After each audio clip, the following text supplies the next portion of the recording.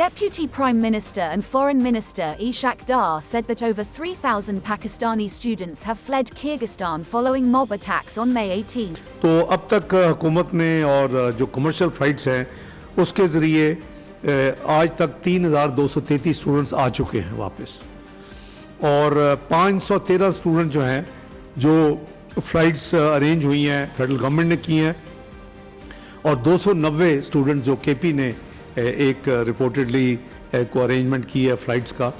तो ये मिल के 4,036 स्टूडेंट जो हैं होपफुली आज रात 12 बजे तक वहाँ से वर्चुअली निकल चुके होंगे। ये बहुत बड़ा नंबर है 4,000 स्टूडेंट्स का। हुकूमत पाकिस्तान जो है वो इसको क्लोजली मॉनिटर करेगी, पर्टिकुलरली वजारत ख़ारजा, और जो भी कोई एक्शन होगा इंशाअल्लाह हम वो फौरी तौर के ऊपर लेंगे।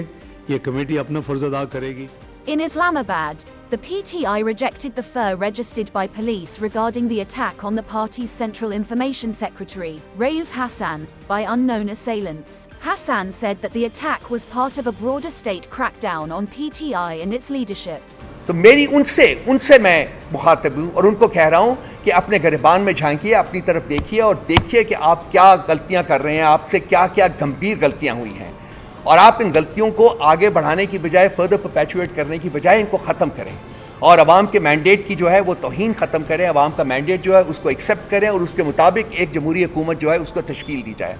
इसके अलावा जो उमर साहब ने जो कुछ फरमाया है वो बिल्कुल अपनी जगह पे मुकद्दम है। FIR के हम रिजेक्ट करते हैं और जो कुछ इन्होंने कहा है मैं उनको रीइटरेट करता हूँ। Additionally, PTI leader Hamid Azhar reappeared in public after nearly a year in hiding, stating that Imran Khan had directed him to rejoin the party leadership following the attack on Hassan. In related news, PTI leader Yasmin Rashid was admitted to Lahore's Services Hospital after falling unconscious in 𝐒𝐭𝐲𝐬𝐡 jail. Rashid has been in prison for almost a year in connection with multiple cases related to the May 9, 2023, protests and riots following Imran Khan's arrest.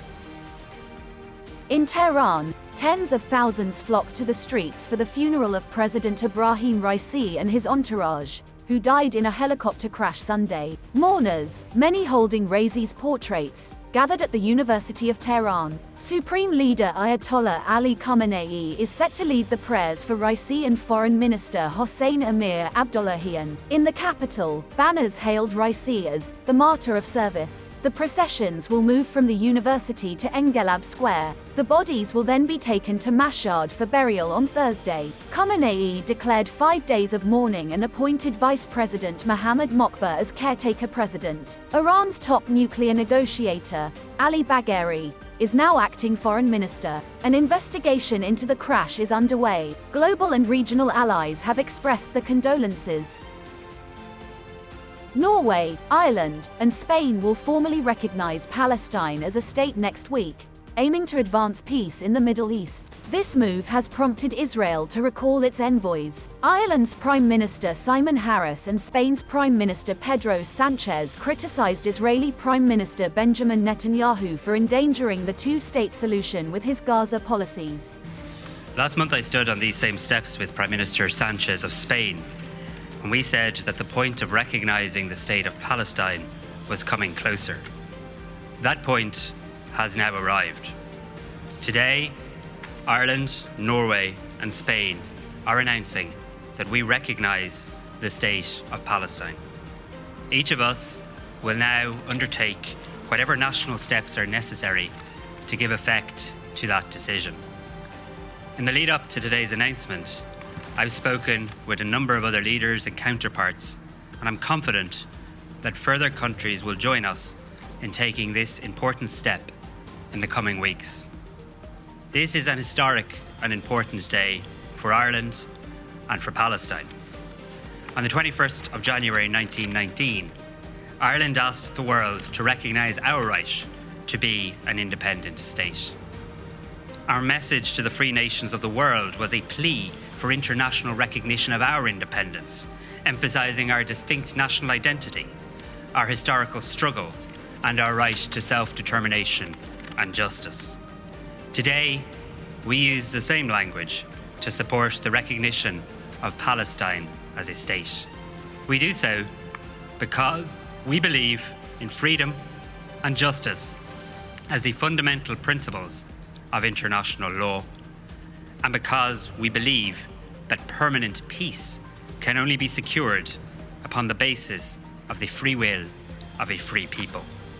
Meanwhile, in Gaza, 62 people were killed and 138 injured in the past 24 hours, according to the Health Ministry. The World Health Organization also reported that northern Gaza's last two hospitals, Al-Orda and Kamal Adwan, are besieged by Israeli forces, with over 200 patients trapped inside. Despite the arrival of 569 tons of humanitarian aid, the Pentagon states that none has been distributed to starving Palestinians. Furthermore, Majid al-Ansari, Qatar's foreign ministry spokesperson, affirmed ongoing mediation efforts with Egypt and the US to achieve a ceasefire and prisoner exchange. Since October 7th, Israeli attacks on Gaza have killed 35,709 and injured 79,990, while Hamas's attack on Israel resulted in 1,139 deaths and left dozens held captive.